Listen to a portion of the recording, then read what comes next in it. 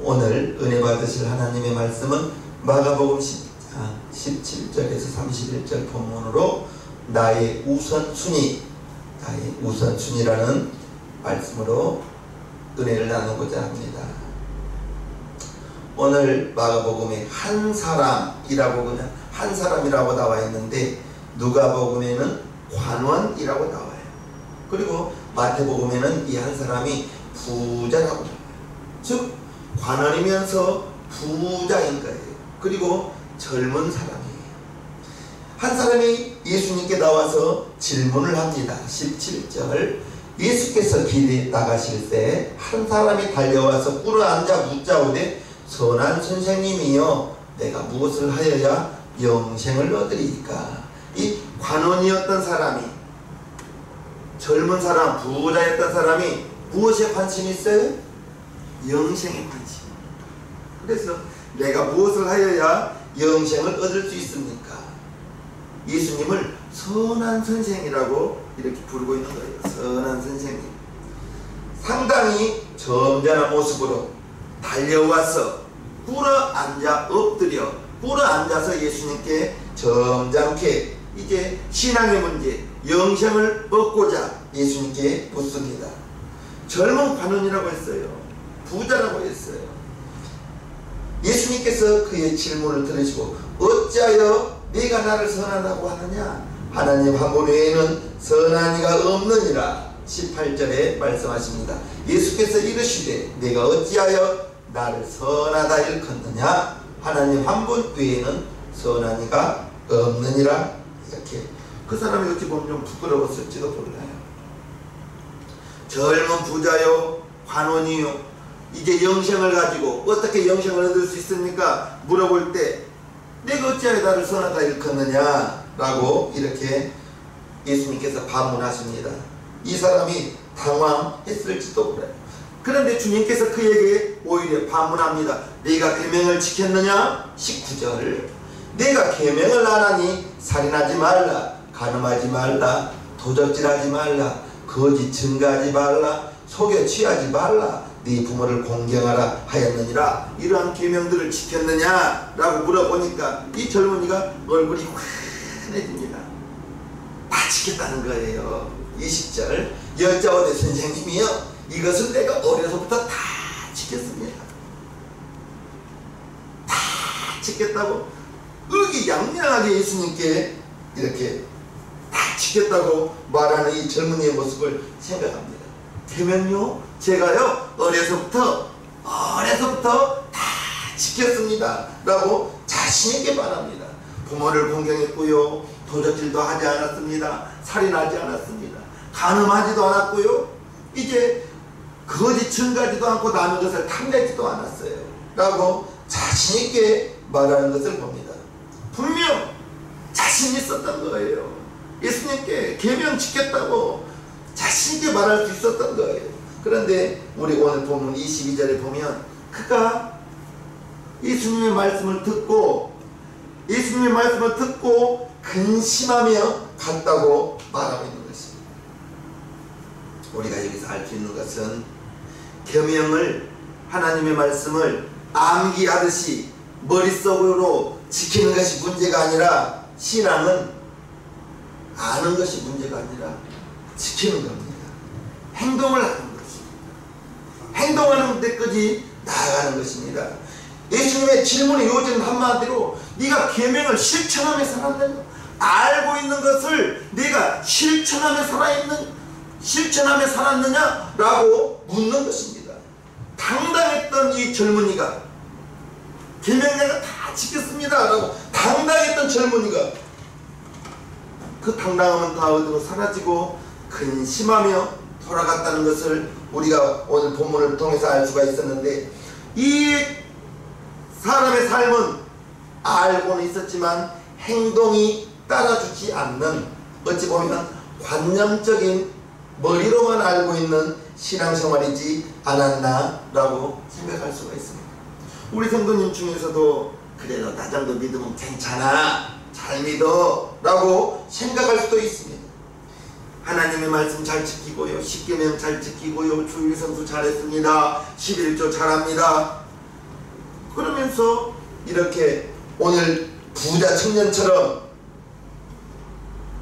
생각하고 있다면 오늘 말씀을 다른 사람에게 들려주는 말씀이 아니라 제3자의 입장에서 오늘 말씀을 생각하지 마시고 나에게 주는 말씀, 레마의 말씀으로 오늘 받으신다면 그 말씀을 레마의 말씀으로 다른 사람에게 들려준 것이 아니라 오늘 나에게 예수님이 질문을 한다 이렇게 생각하시면 저와 여러분들이 오늘 밤에 은혜가 될 줄로 믿습니다. 아멘. 불행하게도 젊은 부자는 자신을 향하여 그 부자 청년에게 예수님께서 하신 말씀, 레마의 말씀, 기록된 말씀이 아니라 레마, 전하여준 말씀, 나에게 전해준 그 말씀을 듣고 근심하며 돌아갔다고 오늘 본문에서 말하고 있습니다. 어찌 보면 요즘 이런 말을 하죠. 설교 듣고 시험 들었다고 하는 분이 들어있습니다. 목사님은 설교를 듣고 시험을 들었다, 시험을 받았다. 오늘 설교를 잘 들어주시기를 바랍니다. 주님의 말씀을 듣고 오늘 이 부자 청년이 근심하며 돌아갔는데 생각해 보십시오. 예수님의 말씀을 듣고도 근심하며 돌아갔는데 목사님의 설교를 듣고 시험 들 수 있는 것은 어찌 보면 당연한 거예요. 당연할 수도 있다는 것을 아시기를 바랍니다. 별로 놀랄 일도 아닌 거예요. 그런데 설교를 통해서 시험을 푼다면 조금은 생각을 할 것이 있습니다. 젊은 관원이, 오늘 이 한 사람 젊은 관원이 주님의 말씀을 듣고 시험을 들어서 주님을 떠날 수밖에 없었던 그 이유가 무엇인지 오늘 한번 저와 여러분들이 고민하면서 은혜를 나누어 보고자 합니다. 누가복음에는 관원이라고 나왔다고 했어요. 마태복음, 마가복음에는 부자라고 기록되어져 있습니다. 결국 그는 관원이면서 젊은 사람이면서 부자예요. 다 갖췄어요. 젊기도 하고 관원이라고도 하고 높은 관리직이었었나 봐요. 그리고 이제 부자이기도 했고요. 다 가지고 있는 것입니다. 높은 지위도 가지고 있죠. 부자이면서 정말 부와 명예도 가지고 있죠. 일찍 성공한 사람이었습니다. 뭐가 부족했어요? 이 사람이 오늘 예수님께 나오는 것은 영생에 관심이 있어서 나왔어요. 즉 신앙이 관심이 있어서 예수님께 왔다는 것입니다. 어릴 적부터 계명을 지켰다고 말하고 있어요. 즉 어려서부터 소년 때부터 일찍부터 하나님을 잘 섬겼던 사람, 세상 사람들이 어찌 보면 다 부러워했을 거예요. 관원이죠, 부자죠, 젊었죠. 부럽지 않겠습니까? 그런 충분한 조건을 가지고 있는 그에게 주님이 한 가지가 부족하다라고 말합니다. 21절요.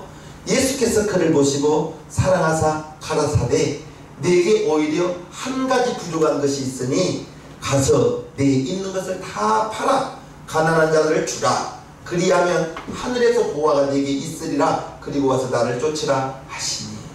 한 가지가 부족하다고 하면서 예수님이 그에게 뭐라 해요? 네가 가지고 있는 것을 다 팔아서 가난한 자들을 주라. 내 것을 다 팔아서 가난한 자들을 주라. 그리하면 하늘의 보화가 네게 있을 것이다. 그런 다음에 와서 나를 쫓으라. 부귀도 있고 재산도 있고 젊기도 하고 관원이었는데 한 가지 부족한 것이 네가 가지고 있는 것을 다 팔아라. 그러면 하늘의 보화가 많을 것이다. 그리고 와서 나를 쫓으라. 오늘 어찌 보면 이 청년은 젊어서부터 계명을 다 지켰다고, 내가 계명을 어려서부터 다 지켰나이다, 예수님께 칭찬받을 것을 기대했을지도 몰라요. 그런데 한 가지가 부족한 것이 있는데 너의 재물을 다 받아서 가난한 자들을 주라. 그리고 와서 나를 쫓으라. 이렇게 말했습니다. 그런데 오늘 예수님께서 이 말씀을 하신 것은 21절을 보면 그를 사랑하사, 그에게 너 한번 창피당해봐라, 그러한 마음으로 그 말씀을 하신 것이 아니라 사랑하사, 그의 영혼을 사랑하사. 예수님이 이 부자 청년에게 말씀하셨던 말씀의 동기가 그를 사랑하사, 사랑이었다는 것입니다. 제 주님께서 그 말씀을 들을 때 미워해서가 아니라, 그의 부자 된 것을 질투해서가 아니라 그를 사랑하사, 사랑하기 때문에 그의 부족한 것을 지적해 주고 있는 것입니다.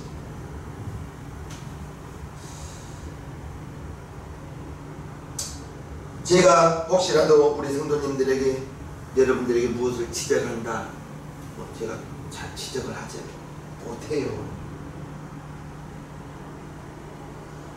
제가 여러분들의 신앙생활이나 무엇을 이렇게 하라 저렇게 하라 잘하지 않잖아요. 혹시라도 한다면 오늘 이 말씀을 기억하시고 사랑하기 때문에 한다라고 생각해 주시기 바랍니다. 제가 여러분들보다 잘 아는 것은 하나님 말씀 밖에 없는 것 같아요. 제가 여러분보다 기도 조금 더 하고 말씀 조금 더 알고 나머지는 여러분들이 더 잘 알 거예요. 저는 세상 돌아가는 소식도 잘 몰라요. 혹시라도 제가 여러분들에게 무엇을 지적하고 무엇을 간섭한다면 오늘 이 말씀을 꼭 기억하시고, 예수께서 그를 보시고 사랑하사, 사랑하기 때문에 이 청년에게 그렇게 말씀하시더라는 것을 우리가 본문을 통해서 알 수가 있는 것입니다. 예수님께서 그 말씀하신 동기가 사랑인 줄로 믿습니다. 그에게 무엇이 부족하다는 말이죠. 21절 다시 한번 봐요. 예수께서 그를 보시고 사랑하사 가라사대 내게 오히려 한 가지 부족한 것이 있으니 가서 내 있는 것을 다 팔아 가난한 자들을 주라. 가서, 누구에게 가서? 가난한 자들에게 가서 내 재물을 다 팔아, 가서 팔아 주라. 참 어려운 것을 시키는 것 같아요. 그렇지 않습니까? 여기서 주목할 것은 예수님께서 가라고 명령하고 계십니다. 가서 내 있는 것을 다 팔아가지고 가난한 자들에게 주라.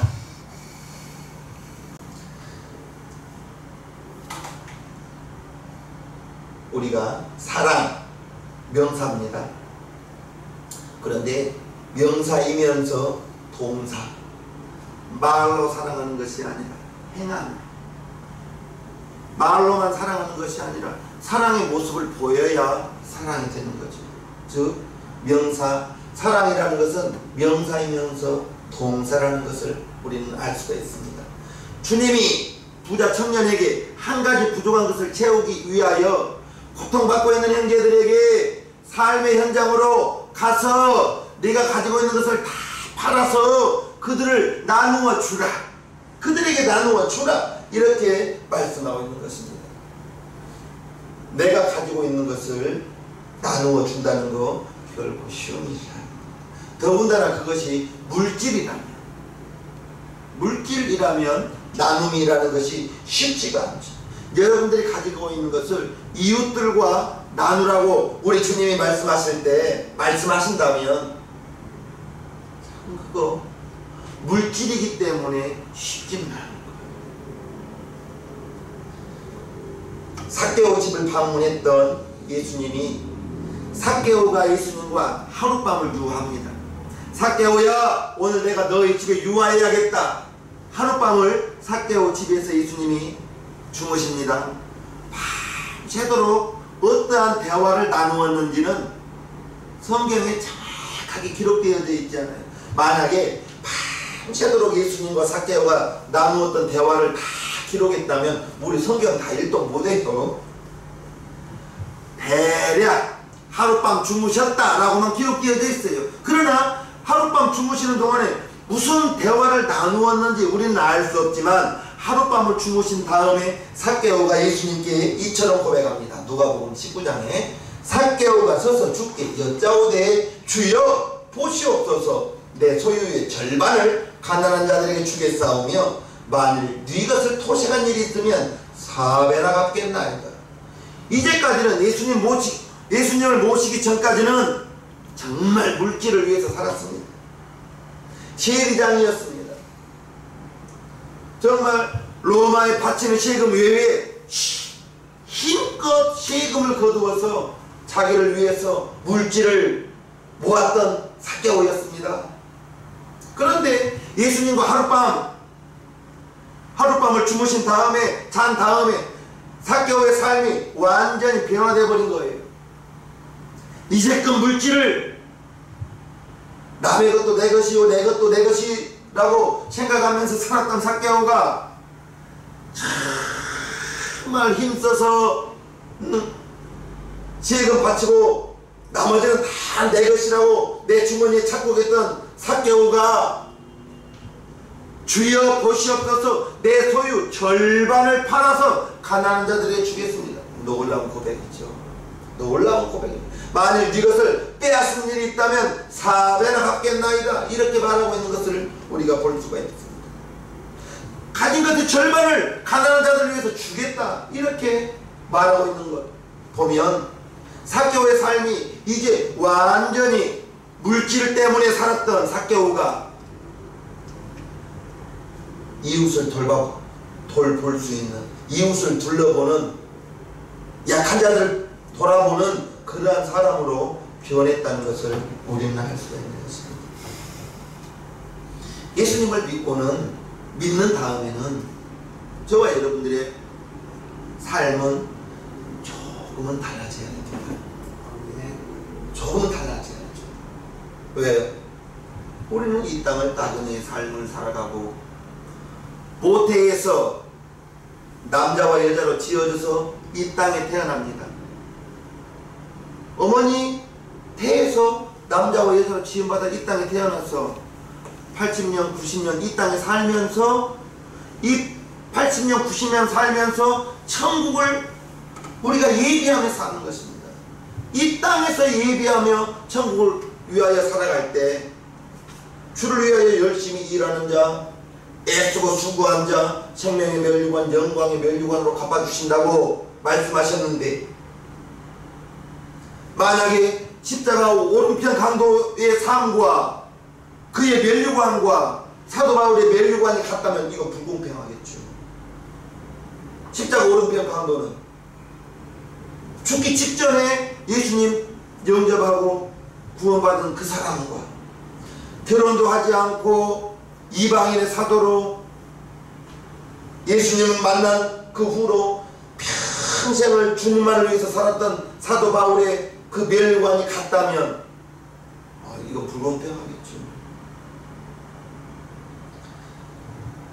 삭개오는 이제 가난한 자들에게 나누어 주면서 살겠다고 아는 것뿐 아니라 실천하면서 살아가는 그러한 사람으로 변화된 것을 우리가 알 수가 있는 것입니다. 구체적으로 무엇을 나누며 살아가야 할지 고민했다는 것입니다. 지금 부자 청년이 예수님이 네가 가지고 있는 것을 다 팔아서 가난한 자들을 주라 그리고 나를 쫓으라 했어요. 즉 이 부자 청년은 물질과 주님 사이에 고민하고 있는 거예요. 물질과 주님 사이, 주님의 말씀을 쫓을 것인가 아니면 내 방식대로 살아갈 것인가. 우리 성도들에게도 이것이 제일 어려운 문제일 것입니다. 그래서 오늘 제목이 나의 우선순위. 나의 우선순위. 무엇이 우선인지. 우리가 이 세상 살아가는 것은 80년, 90년입니다. 천국에서의 삶은 영원하다고 했어요.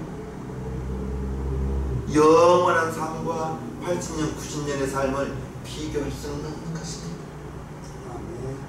주님의 말씀만 믿고 내 생각은 없거나 환경적인 도전이 없을 때 우리의 신앙생활은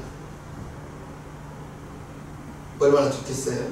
그런데 나의 삶의 방법과 주님의 말씀이 동시에 내 앞에 다가올 때 주님의 말씀을 따라야 되는지 나의 삶을 따라야 되는지 고민하게 되는 것이죠. 22절을 한번 봅니다. 그 사람은 재물이 많은 고로 이 말씀을 인하여 슬픈 기색을 띠고 근심하며 가니라. 이 말씀이 무슨 말씀이었죠? 우리 예수님이 2000년에 뭐라 했죠? 네가 가지고 있는 재물을 다 팔아서 가난한 자들을 나누어 주라. 그리고 와서 나를 쫓으라 했어요. 이 말씀을 듣고 슬픈 기색을 띠고 근심하며 가니라. 이제 가서 결단을 하고 어떠한 모습으로 왔는지 오지 않았는지 그분은 기록되어져 있지 않아요. 저는 왔다고 봐요. 왔다고 믿고 싶어요. 슬픈 기색을 띠며 갔지만 생각하고 고민하고 영생을 얻기 위하여 예수님께 가서 내가 계명을 다 지켰습니다.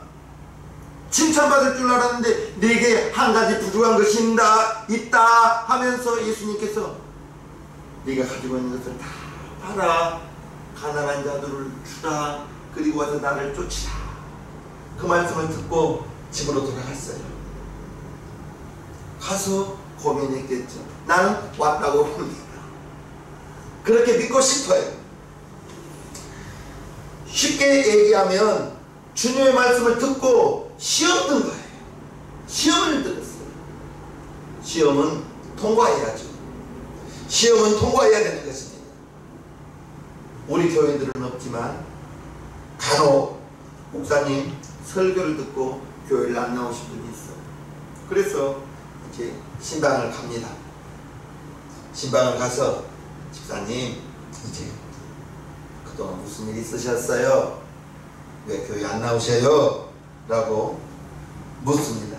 그러니까 이 집사님께서 하시는 말씀이 어쩌면 그렇게 목사님이 설교 시간에 내 얘기만 하냐 이거예요. 누가 자기의 생활하는 것을 목사님한테 일러 바쳤다는 거예요. 그래서 설교 시간에 자기의 삶을 자기라고 말은 하지 않지만 자기의 삶을 그렇게 이야기하더라는 거예요. 목사님이 만약에 누구의 말을 듣고 그 사람의 삶을 이야기한다면 그건 있을 수가 없는 일입니다. 만약에 집사님이 혹시라도 여러분들이 목사님의 설교를 듣고 누가 내 이야기를 목사님께 하는 거 아니야? 라고 생각할 것이 아니라 하나님이 나에게 지금 삶을 지적해 주고 있구나, 하나님이 나에게 지금 이렇게 말씀을 하고 있구나 라고 듣는다면 그 말씀이 레마로 선포되는 말씀이 되는 것입니다. 이 부자 청년이 이 말씀을 인하여 슬픈 기색을 띠고 근심하며 갔다. 시험 들어서 간 거예요.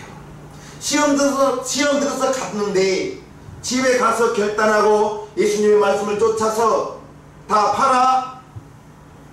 그 다음에 예수님을 쫓았다고 저는 생각하고 있어요. 즉 우리 예수님께서 내가 여러분들에게 설교를 통하여 설교할 때 여러분들이 찔림이 있다면 누가 나에게 여러분들의 삶을 말해 주어서가 아니에요. 저는 그렇게 설교하지는 않습니다. 혹시라도 찔림이 있다면 은혜 받은 기회입니다. 은혜 받은 기회입니다. 우리 주님께서 29절에 이처럼 말씀하십니다. 예수께서 가라사대 내가 진실로 너희에게 이르노니 나와 및 복음을 위하여 집이나 형제나 자매나 어미나 아비나 자식이나 전토를 벌인 자는 복이 있도다. 이렇게 말씀하시는 것입니다. 주님을 위하여 자신을 주변을 정리하는 것 쉬운 일이 아닙니다.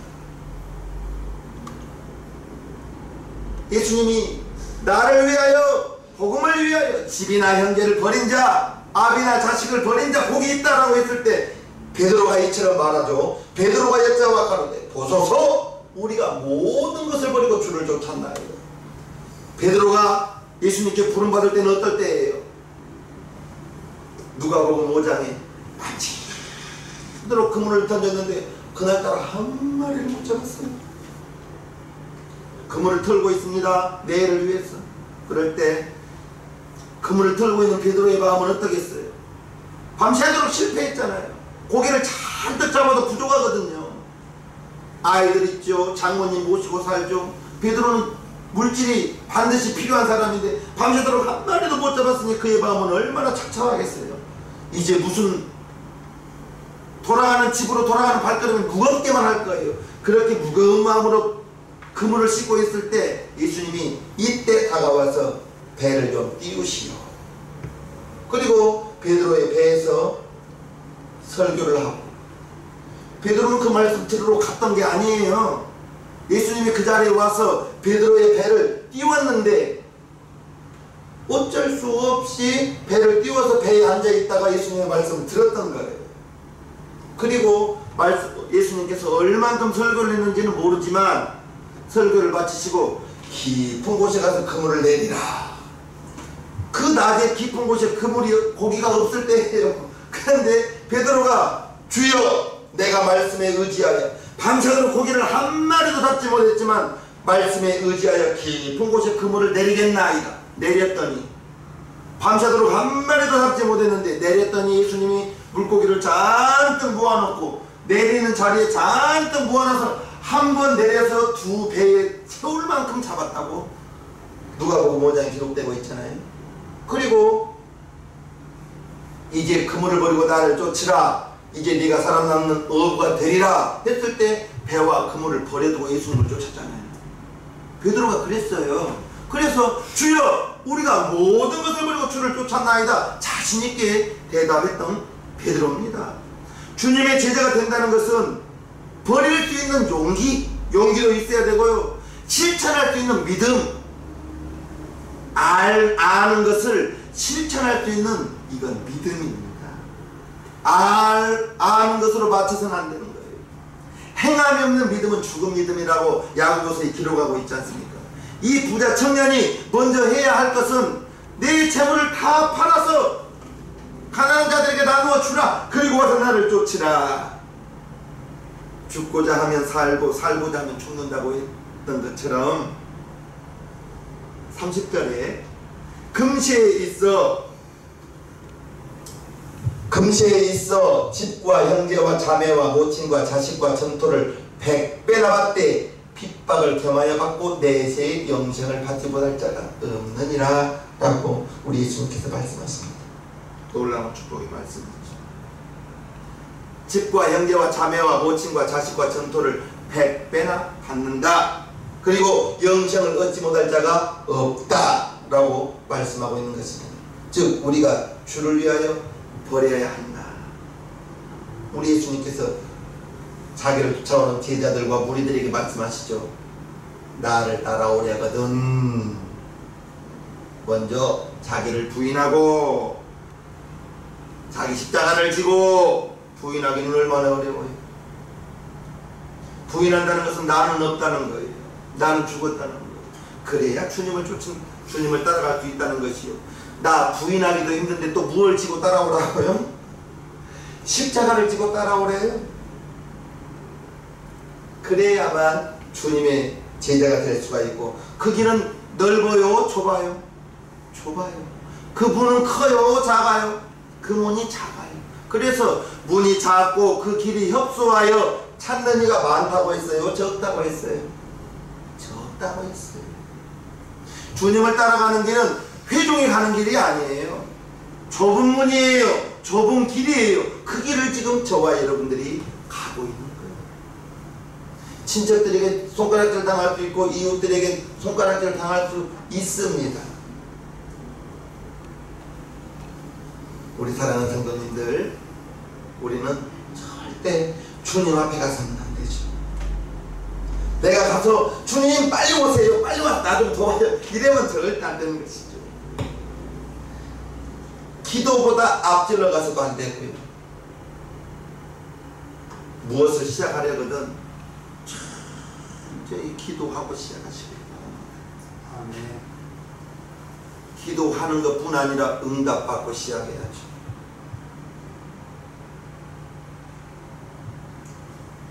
오래된 이야기입니다.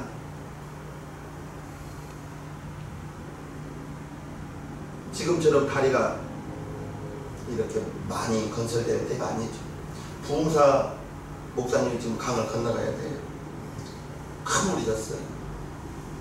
주님, 내가 지금 집회하러 가야 됩니다. 주님, 가라! 응답이 왔으면 가도 되는 거예요. 그런데 내가 가야 됩니다. 주님! 기도하고 갔다면, 응답받지 않고 갔다면 위험하겠죠. 기도뿐 아니라 응답까지 받아야 된다는 걸 우리는 알아야 됩니다. 기도보다 앞서지 않기를 바라요. 우리가 말씀보다 앞에 가서도 안 되는 것입니다. 주를 위하여 죽고자 할 때 살아나는 거예요. 내가 죽고자 할 때, 내가 죽을 때, 그때여야 우리 주님이 내 안에서 일하신다라고 말하는 것입니다. 주님은 젊은 부자에게 이제 비밀을 말씀하고 있는 거예요. 너의 가지고 있는 것을 다 팔아. 가난한 자들을 나누어 주라. 그리고 와서 나를 쫓으라. 슬퍼하며 근심하며 돌아가서 밤새도록 고민하고 나는 왔다고 가요. 나는 왔다고 믿고 싶어. 우리 사랑하는 성도님들, 주님의 명령에 여러분들의 삶이 있어서 우선순위, 절대로 육체가 우선순위 되지 않기를 바랍니다. 마귀는 언제나 우리의 육체를 우선순위 두기를 원합니다. 그래서 좀 더 졸자, 좀 더 먹자, 좀 더 즐기자, 육신을 위해서 살으라고 하는 것은 마귀의 생각이요. 하나님은 사랑하는 자여 네 영혼이 잘됨 같이 범사가 잘된다 했습니다. 우리의 육신의 바람대로 산다면 결국 나는 육신의 사람밖에 안 되는 거예요. 우리의 육신은 어른들이 그래요. 서 있으면 앉고 싶고, 앉으면 눕고 싶고, 누우면 자고 싶고, 그게 우리의 육신이에요. 계속 편하게 즐기자. 우리의 육신은 끝이 없습니다. 서 있으면 정말 앉고 싶어요. 앉으면 눕고 싶어요. 누우면 자고 싶어요. 우리의 육신은 끝없이 쉬자고 해요. 그러나 우리의 육신은 70년, 80년, 90년만 필요한 거예요. 우리의 영혼은 영원한 하늘나라에서 영원한 삶을 살아야 될 우리의 영혼이 있습니다. 우리의 육신대로 살고 우리의 영혼은 따로 사. 우리가 이 세상 사는 동안 육신의 때가 바로 내 영혼을 위하여 준비하고 예비할 때라는 것을 아시고요. 우리의 우선순위가 믿음의 생활이 되기를 간곡히 부탁합니다. 언제나 내 뜻보다 하나님의 말씀을, 하나님의 나라를, 하나님의 뜻을 먼저 구하는 우리 시장님 교회 성도님 모두가 되시옵소서. 아멘. 찬송가 350장 가사를 생각하면서 찬양 하나님께 올려드리겠습니다.